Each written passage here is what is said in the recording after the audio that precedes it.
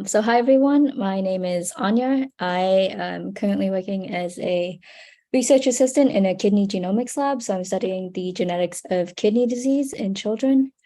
As Devlina has said, I've been a participant in this bioinformatics pathway, and I'm now a mentor working on designing projects and helping interns. And I think I'll just walk through the starter project posts and answer any questions that you might have along the way.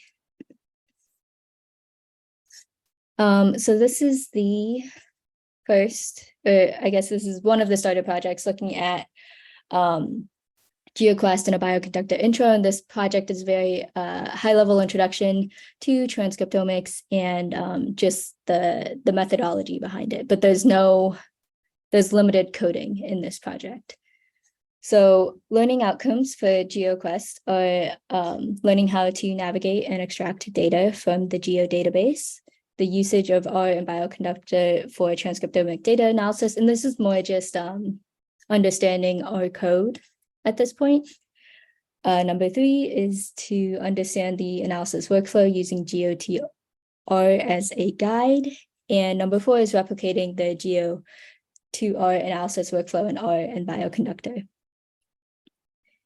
And there's more details in this text underneath each of these outcomes. The steps and tasks to do this are to explore the Geo database, download the expression data, which is optional, notated by this little asterisk.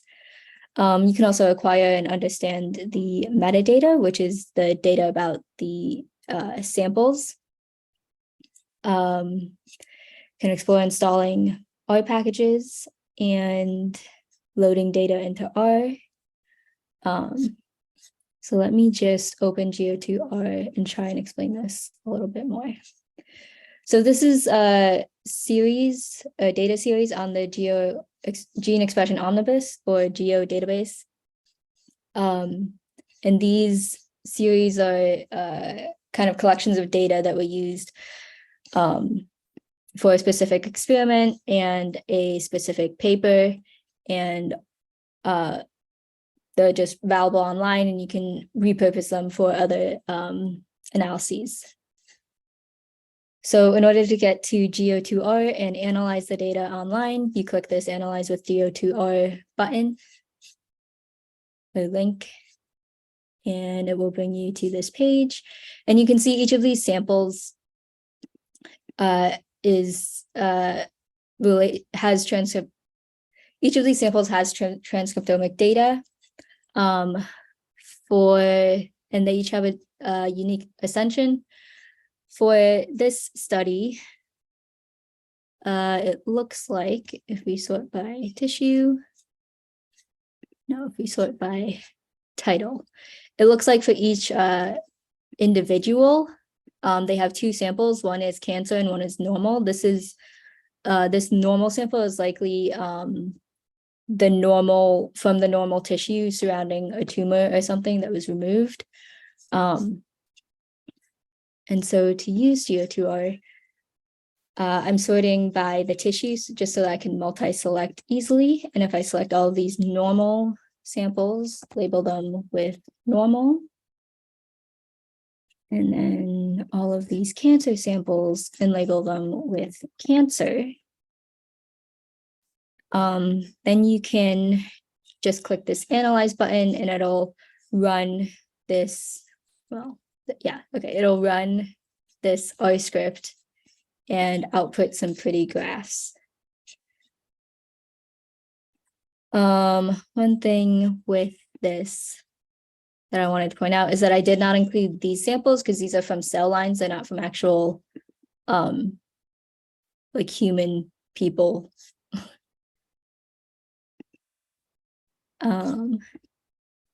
While this is okay, so this loaded, and this outputs such things as like a volcano plot looking at differential gene expression with downregulated genes on the left and upregulated genes on the right in red. We've also got box plots looking at the distribution of gene expression for each sample.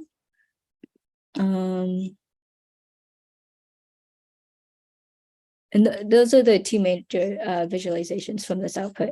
We also have a table of the top differentially expressed genes, so the genes with the greatest difference in expression between the cancer tissues, cancer samples, and the normal tissues. And you can download this full table and stuff. But the purpose of this tool, like why we're showing you this, is that we will be essentially replicating this output, but in our own code so that you can add more customization to your like filtering options and whatnot.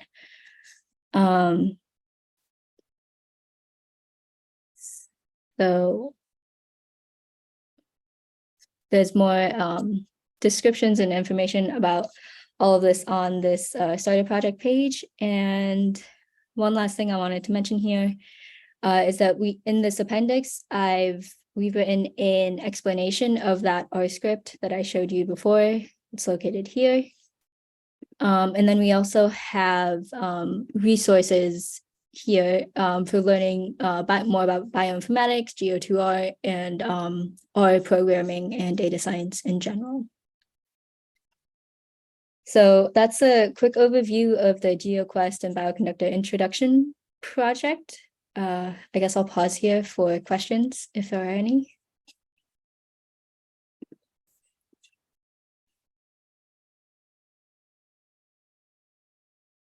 So, what I just wanted to add a little is that what Anya just described is a great, one of the reasons why this particular approach was chosen is that you can kind of jump into bioinformatics on the functional side without knowing all the coding in the beginning. So when she showed you the code, it might look, okay, I will be able to, you can have two extreme reactions. You may think that I will never be able to do this, or you might have the reaction, okay, I can totally handle this. Probably the truth will fall somewhere in between. It is difficult code, but the next starter project that we have, what Anya has done is really broken up the code in a way that you can really get started. And she has done it not for just this session, last session, but she has been doing it for almost 4 sessions now. Is that correct, Anya? Yeah, just about. It's amazing the number of people that Anya has helped get started on the coding side. If you're looking at it and you're looking at GeoQuest and you're thinking, okay, I can totally handle this. All I have to do is pick out a paper and it is going to generate the R scripts and I am done. Love the confidence. If you paste that code as is into RStudio, much of it will not work. I still encourage you to do that. You will run into error messages. Try fixing with the whole AI questioning thing that I was showing you. But ultimately, this code is so complex, I would recommend attending the debugging sessions and really going step by step on the starter project. To get a feel of it, definitely try out the code. There is nothing, no harm in trying out the code. See the error message, try to understand why it is not working. Then come back and go on to the next starter project and really try it out. Yeah. So just one thing you reminded me of, Depolina, is about the code. If you just copy and paste it from that R script into your like RStudio or wherever you program. This getGeo function, I believe, gets the processed data. So it's already been like QC'd and whatnot. And what we are going to do in the next starter project in this TranscriptomicsQC is start from the raw data. And so really start from the beginning of the pipeline and make our own decisions about what quality control filters to use. And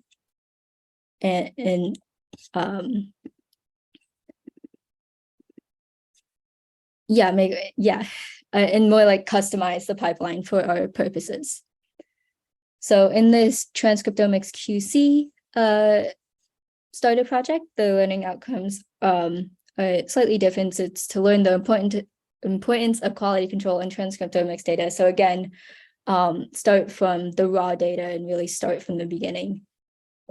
also using R and Bioconductor for genomic data analysis. And I don't think I mentioned this before, but Bioconductor is just a collection of packages that were written and made and designed for bioinformatics analysis.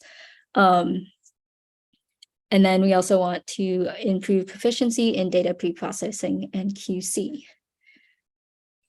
So the steps and tasks in this project are to download the expression data from Geo. Again, that's just linked here. The raw data, let's see if I can see this. So the raw data are these cell files. And we don't want these cell lines down here. They're not informative for our purposes. Another session number that we might use is GSC 8671, which has CHP files, which are the raw data, but they're formatted differently than these cell files. And we want the cell files. The second step is to acquire and understand the metadata. And actually, if I open up Geo session again, the metadata is, let's see, is data about each of these samples. So it could be stuff like where the tissue sample was taken from, different, here it's different parts of the colon.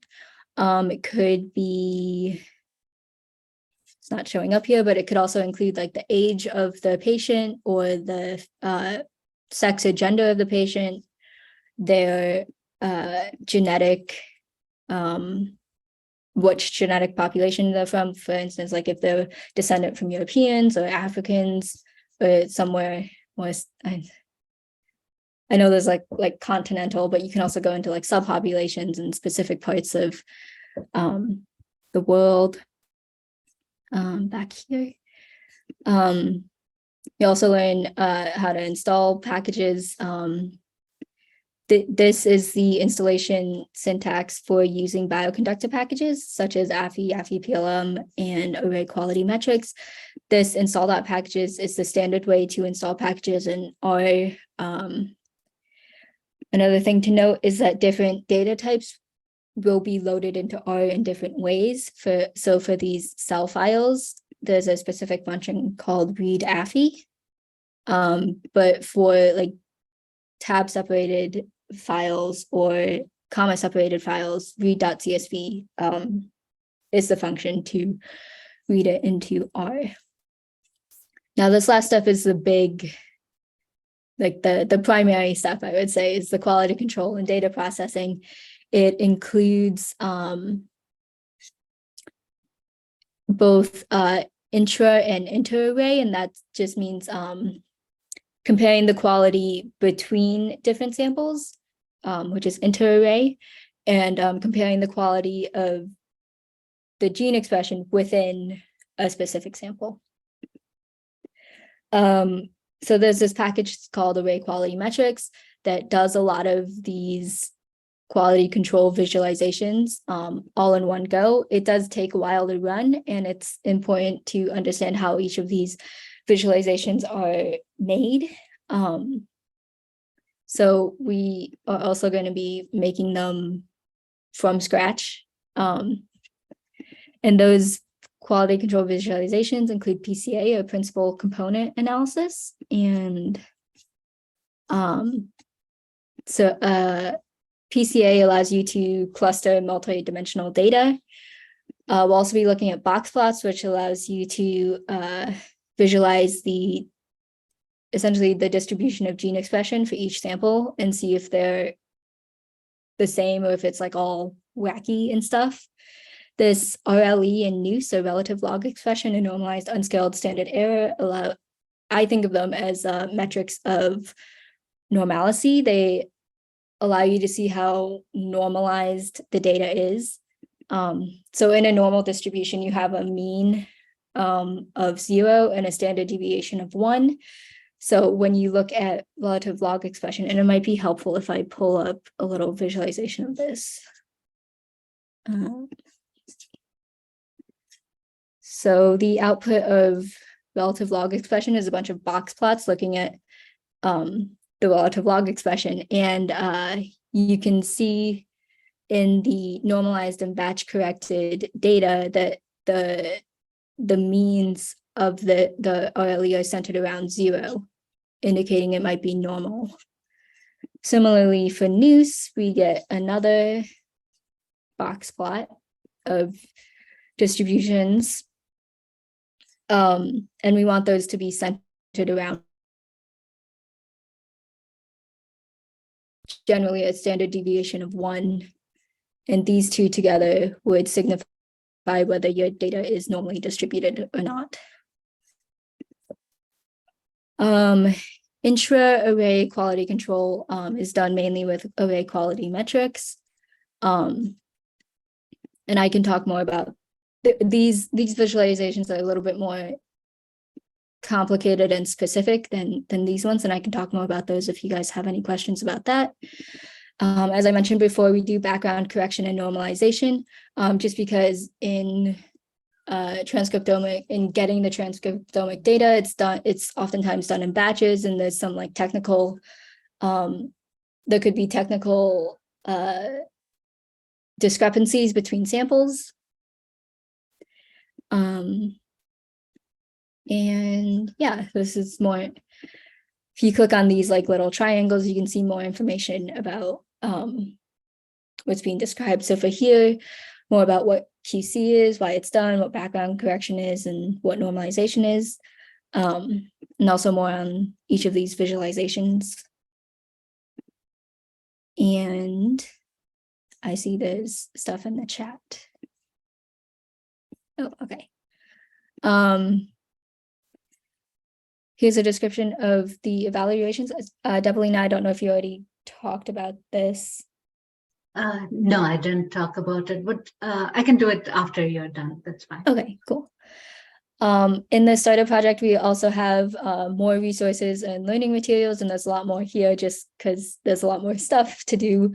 A lot of these are StatQuest videos, which I highly recommend if you're interested in statistics at all. He makes a lot of fun, informative videos on all of these things. And finally, in this appendix, I've written some tips, mainly just like responses to a lot of frequently asked questions. And yeah, I think that is everything I wanted to cover. Awesome. Thank you, Anya. What we'll have is a follow-up session where you will have access to Anya's recording. Things will make much more sense when you play. Sometimes when you're playing these YouTube videos, you do 5x faster, play it 5x slower because this is intense material. But a lot of fun, very exciting. What you're doing in the GeoQuest project is you're just diving in. We are literally throwing you into a swimming pool, whether you know whether to swim or not. But that is what is going to give you kind of a feel for the big picture. And that project we are not using for the evaluations at all. What we are using for the evaluation is this project that you see over here. We want you to be able to do at least till the QC step in order to take part in an internship that is associated with the transcriptomics part. So maybe in the transcriptomics app, you're actually working on maybe the GPTI enhancements. So in that case, you could do an evaluation through machine learning as well, which is absolutely fine. But you could do in order to qualify for that, we want to make sure that you know the basic bioinformatics that is happening. Because if each part of the team is only focusing on one thing without any knowledge of the rest, it doesn't work. You need to really understand the big picture. And yes, we could have gone one step more and done the entire differential gene expression analysis. We will include that project for you to look at in order to get ready. But this is the basic. We want to make sure that you are able to load a data set, do the quality control, identify the outliers, which is the automated evaluation if you prefer that approach. Now, it's the automated approach. One thing we should point out, once I finish talking, Anya, maybe you can explain it a little bit more, is that you may not always come up with the same answer based on what parameters you've chosen. So there is it's not like a true false answer. The other one, if you are not very comfortable with that approach, is we can do a manual evaluation as well, which means we have one of these meetings where you come in and present your results. Doesn't have to be the final results. It could be an insight. It could be some interesting debugging you did. It could be some interesting place you got stuck in. We want you to just come out there and speak. It's as simple as that. Being able to really talk about STEM topics is a skill that is very essential. So it is not only that we're doing the evaluation, we're also focusing on a skill which we think is extremely critical in order to make STEM more inclusive, in order to get all of you who are very much interested on the STEM side also to be able to really do the communication bit of it. And communication in a STEM setting is not communication in another social setting. It's a different thing. And that is what is a skill that you will learn when you come and present your evaluations to us. So your choice, you can use this for, you can do the automated evaluation route, or you can come into one of the meetings we'll have just before the beginning of the internships, and you can show that, yes, you're ready to join your team. The reason we are doing this is we have found that around 90% of our teams extremely dedicated, going all the way. By the way, like the times of when you meet, where you meet is all decided by the team. It's not on us. Our mentor meetings are still going to be at fixed times. And if you can't attend it, you can always see the recording. But what we want to ensure with this evaluation are everyone in the team is equally motivated. So in some sense, we are not evaluating your skill, we are really evaluating your passion. The automated one doesn't evaluate the passion quite as well, but if you're not yet comfortable speaking up, you can take that route.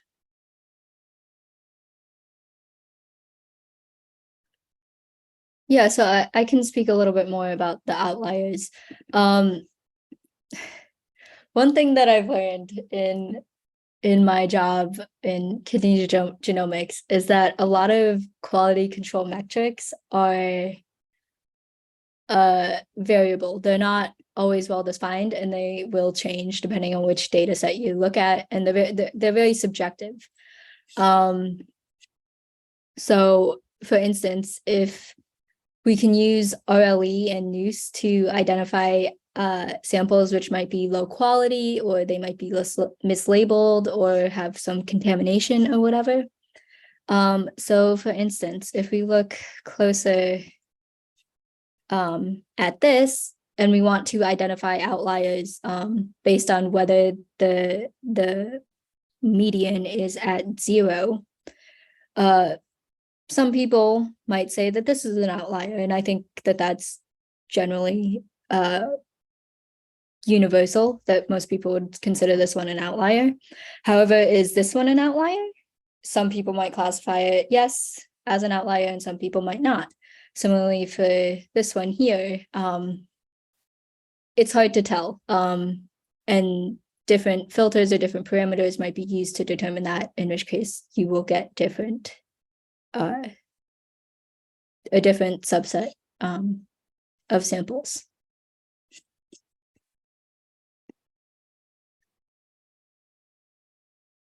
I'd be happy to answer any questions anyone might have. All right, I'll just turn off the recording again. I think we are done with the webinar part of it, correct, Ani? Yes. Okay.